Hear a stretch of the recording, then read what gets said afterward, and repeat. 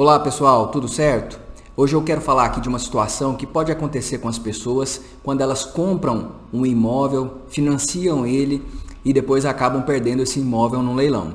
É que apesar dessa situação desagradável e que pode trazer muitas preocupações para as pessoas, pode haver, a depender das circunstâncias que eu vou explicar nesse vídeo, uma possibilidade de você diminuir esse prejuízo todo que teve com o perdimento desse bem no leilão. Quando uma pessoa adquire um imóvel, ela geralmente vai fazer um financiamento para fazer o pagamento dele. E nesse financiamento vai ter uma garantia chamada de alienação fiduciária. Quando você vende um imóvel, essa garantia geralmente é instituída pela própria instituição financeira ou então a empresa ali do ramo imobiliário, mas qualquer pessoa, até uma pessoa física, quando ela faz a compra, ela faz a venda de um imóvel, ela pode pedir essa garantia e registrá-la. E ela vai ter todos os benefícios aí da Lei 9.514 a favor dela, para que ela possa, caso não haja o pagamento do valor do imóvel, levá-lo a leilão para receber o seu crédito.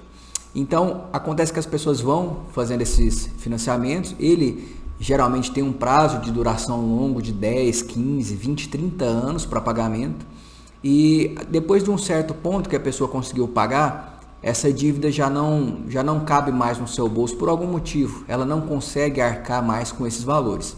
E aí o que vai acontecer?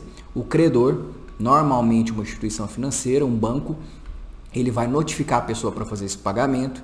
Se ela não fizer esse pagamento, vai haver a consolidação da propriedade, e esse é um procedimento feito no cartório, não precisa de uma ação na justiça, e aí depois disso vão ser marcados os leilões. Tem um primeiro leilão, no qual o imóvel só pode ser vendido pelo valor da avaliação do próprio bem, e aí depois a gente tem o segundo leilão, que o imóvel pode ser vendido pelo valor da dívida, ou seja, de quanto sobrou do crédito acrescido de juros, de multa, de correção monetária, de despesas cartorárias, de honorários advocatícios. Então o valor dessa dívida não é só aquele do saldo devedor que estava ali das parcelas em atraso e também das parcelas vencidas, mas também tem esses outros encargos.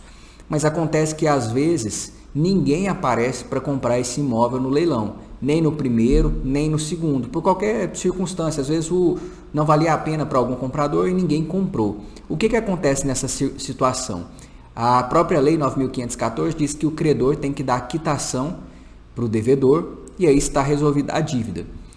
Via de regra, o que os bancos fazem nessa situação é somente ficar com aquilo ali, com o imóvel da pessoa. Eles até têm que depois, provavelmente vão vender esse imóvel, mas eles ficam com aquele bem e dão a quitação para a pessoa, ou então simplesmente deixam de cobrá-la.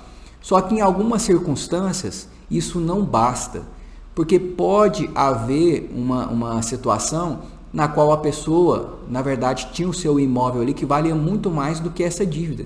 Imagine alguém que comprou um imóvel que valha 500 mil ou então 1 milhão de reais, para facilitar aqui os nossos cálculos. Ela comprou, fez o financiamento desse valor, ela pagou aí, vamos supor que 800 mil dessa dívida. Sobrou um crédito para o banco de 200 mil reais ainda para ele reaver. E aí, por qualquer circunstância, a pessoa não conseguiu pagar esses 200 mil reais e o imóvel foi vendido por esse valor, 200 mil. E ninguém ali nos leilões conseguiu ou quis arrematar esse imóvel. Então, a instituição financeira, ela acaba recebendo esse imóvel por esses 200 mil, ela deixa de cobrar a pessoa, mas fica com um imóvel de 1 milhão.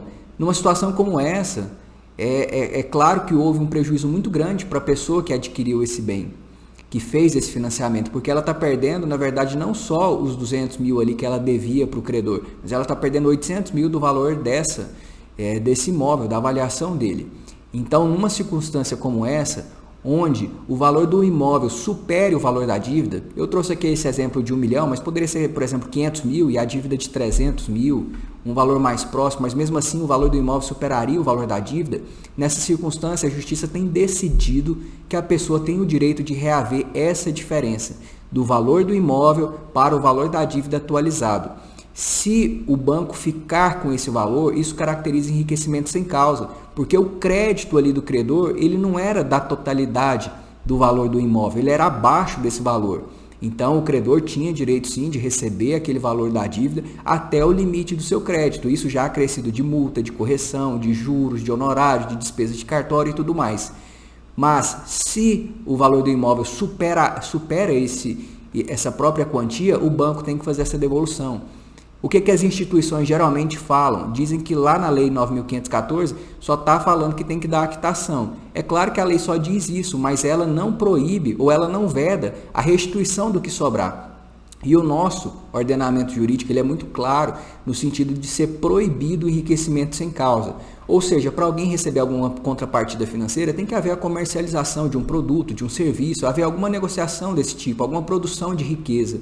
E nesse caso, a instituição financeira, o credor ali, ele estaria recebendo por algo que ele não teve uma contrapartida. Seria esse excesso de cobrança que estaria havendo que tem que ser devolvido para o devedor.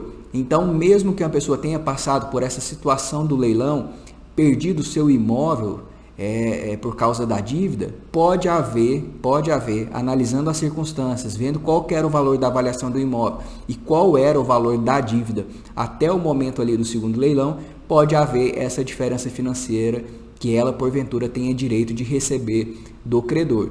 E a justiça possui mecanismos para validar essa cobrança ou essa restituição dessa diferença entre os valores da avaliação e os valores da dívida. Eu espero que esse vídeo tenha te ajudado, tenha esclarecido suas dúvidas. Se você gostou, curta, compartilhe, siga as nossas redes sociais e até mais.